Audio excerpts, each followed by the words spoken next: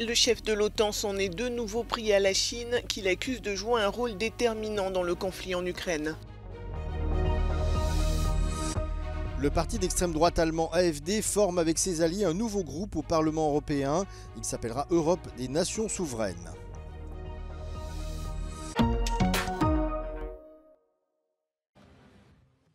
Lors du sommet de l'OTAN qui se tient à Washington, Jens Stoltenberg s'en est de nouveau pris à la Chine.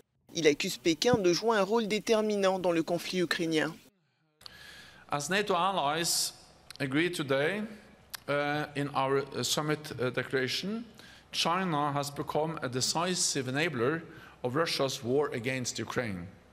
And China's support increases the threat Russia poses to Euro-Atlantic security. Allies have stated clearly that China cannot enable the largest conflict in Europe in recent history without this negatively impacting their interest and reputation. Tomorrow, NATO allies will meet with our 4 Indo-Pacific partners and the European Union, and we will continue to deepen our cooperation in addressing shared challenges. Ce message, qui sonne comme un avertissement pour Pékin, a aussitôt fait réagir la Chine. Dans un communiqué, le pays demande à l'OTAN d'arrêter d'inciter à la confrontation.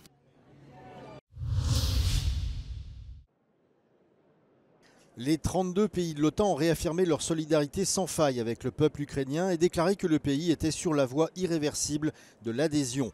Malgré cet élément de langage fort, il n'existe pas de voie toute tracée pour l'adhésion de Kiev à l'Alliance Atlantique, bien qu'il s'agisse pour beaucoup de la meilleure des garanties de sécurité pour le pays. Ola Stefanyshnia, vice-première ministre de l'Ukraine, pense pourtant qu'une trajectoire claire existe bel et bien. At this point, we had a very long discussion and we do not have the unity backing of this decision. But I think we will hear a very strong message on the membership that it's not subject to a discussion. And I hope that the leaders, after the decision will be taken today and tomorrow, will be really vocal in messaging that to Russia, that membership of Ukraine to NATO is irreversible. And this is a very clear signal to those who thought that this could be a trade-in point. The problem is the language irreversible is not legal language. It can be reversed. It can be reversed anytime. So Ukraine isn't any closer to membership as we speak or at the end of this summit. It could be reversed, but it would require 32 to agree on that. Are you satisfied at the end of this summit that Ukraine will have what it needs to defend its people from hospital attacks that we've seen at the start of this week? Of course, there is much more we need. There's much more we need, and as long as people die in Ukraine, we will never feel fully able to prepare ourselves. But I think it's not the question about Ukraine. I'm sure that the moment where 0 Russian soldiers are on Ukrainian soil, this will be the moment where we will be able to say that people are safe. Has the issue regarding restrictions on using weapons inside Russian territory, has that been resolved somewhat? Well, today President has had a meeting with the key countries having at his disposal the ability to release the permission for Ukraine to be able to destroy the Russian infrastructure, enabling this launching of the missiles, but also the military capabilities enabling these attacks. So these were the meetings with Great Britain, with Germany, and the bipartisan meeting in the US Congress. So following these meetings, and tomorrow there will be a meeting between President of Ukraine and President Biden. So this will be one of the issues to be discussed. And have you got any, will there be a release? Will there be a reduction of restrictions for Ukraine? I'm sure we are on our way to this decision, but there's no way that we can really forecast any announcements. L'AfD, le parti d'extrême droite allemand, crée un nouveau groupe au Parlement européen.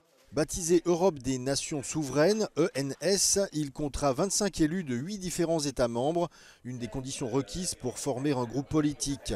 On y retrouve donc 14 élus de l'AfD, mais aussi des représentants de la Slovaquie, de la Hongrie, de la Pologne, de la République tchèque, de la Bulgarie, de la Lituanie, de l'Espagne et de la France, à travers le parti de Éric Zemmour, Reconquête.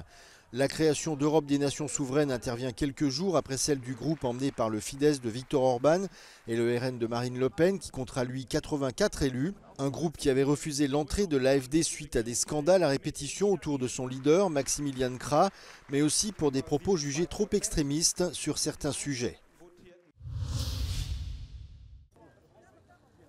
Après 3 jours de marche, environ 6000 personnes sont arrivées à Potokari, en Bosnie-Herzégovine, la ville où se situe le mémorial du génocide de Srebrenica.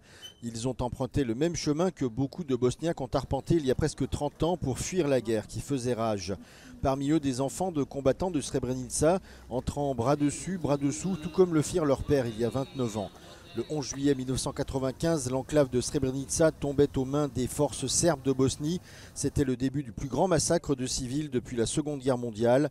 8000 hommes et adolescents bosniaques musulmans étaient arrêtés puis exécutés avant d'être ensevelis dans des fosses communes.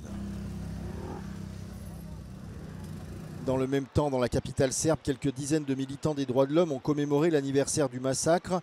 Sur des banderoles, on pouvait lire « Solidarité, nous n'oublierons jamais le génocide de Srebrenica », mais aussi déclarer, un message destiné aux autorités serbes qui réfutent la qualification de génocide, considérant que cette dernière stigmatise l'ensemble du peuple serbe.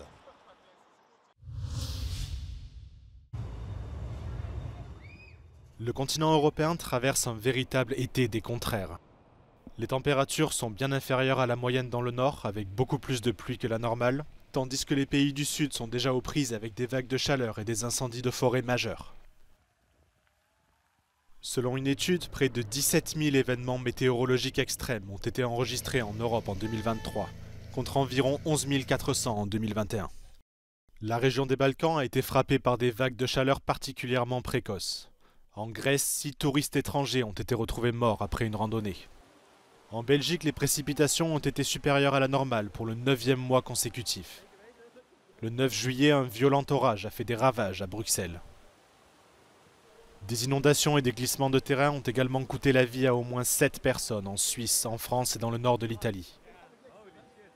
Au mois de juin, des feux de forêt massifs ont fait des ravages près d'Athènes et dans la région d'Izmir en Turquie, où de nombreux habitants et vacanciers ont dû fuir leur résidence. L'Europe est le continent qui se réchauffe le plus rapidement, 2 fois plus vite que la moyenne mondiale depuis 1991. La planète se trouve actuellement dans une phase de transition entre les phénomènes climatiques El Niño et la Niña, qui sont en partie responsables de cette situation. Durant cette période de transition, El Niño, connu sous le nom de période de réchauffement, reste dominant et contribue à augmenter drastiquement les températures de l'air et des océans.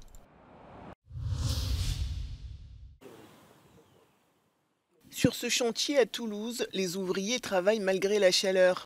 Un problème de plus en plus fréquent en cette période estivale. Alors les entreprises s'habituent à y faire face à l'aide notamment de ce genre de documents. Donc, il y a les thèmes qui sont abordés. C'est un vrai problème parce qu'il y a des accidents qui sont déjà arrivés et on essaie de les anticiper. Mais le droit du travail évolue et la canicule est désormais considérée comme un motif de chômage technique, comme c'est déjà le cas pour le gel, le vent ou la neige. Lorsque la chaleur est trop forte, les ouvriers peuvent rentrer chez eux. On est quand même obligé de venir sur le chantier durant la journée, de venir et de constater que la chaleur est trop forte pour travailler et qu'ensuite ensuite on renvoie les ouvriers à la maison et ils seront quand même payés comme s'ils avaient travaillé. Cette évolution du droit du travail, qui ne s'applique qu'au secteur du bâtiment, est une bonne nouvelle pour ses employés. C'est important pour aider la santé des travailleurs, de nous, tout le monde. Parce que moi, je suis jeune, mais peut-être il y a des plus vieux que moi que c'est plus compliqué pour eux.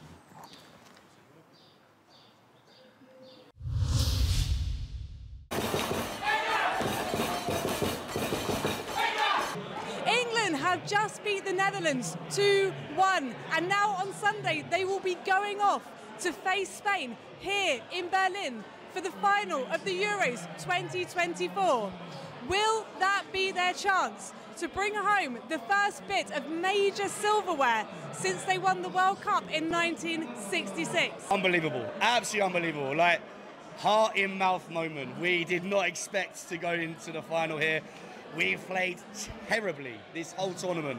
I've explained it as we've stumbled our way through, but a better performance today, fantastic. And to win it last minute, you can't get a better feeling than win it in the last minute again. And it's coming home, and it's coming home, and it's coming home. Not good, not good. We're meant to win that one. What are we doing? Liv Stroud in Berlin for Euronews. Située dans Paris, cette fromagerie ne désemplit pas. Ouverte dans les années 50, cette entreprise familiale propose une large sélection de fromages pour le plus grand bonheur des amateurs. I've been living for 20 years in the neighborhood and the best spot is here. But I have to tell you that the best spot is not only for the neighborhood, it's not even for Paris, it's not for France, not for Europe, it's the best place in the world. Exceptional cheese, seriously. I could not go anywhere else. La France compte environ 1200 variétés de fromage. Cette fromagerie en propose environ 300. Mais ce qui la distingue des autres établissements similaires, c'est qu'elle est l'une des rares à disposer de sa propre cave d'affinage. La fromagerie tente également de s'adapter aux changements d'habitude des consommateurs. I think traditionally you have a cheese plate after the main course and before dessert. This is the traditional way of having a cheese plate in France, but I think this traditional way is evolving.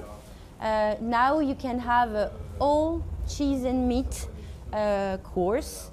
You can have cheese in appetizer and not after the main course. You can have cheese at breakfast. We really change the way of eating cheese. Après les Grecs, les Français sont les plus grands consommateurs de fromage au monde, avec en moyenne 24 kilos par personne et par an. Des fromages qui ont également du succès à l'étranger. En 2022, la France en a exporté pour près de 4 milliards de dollars.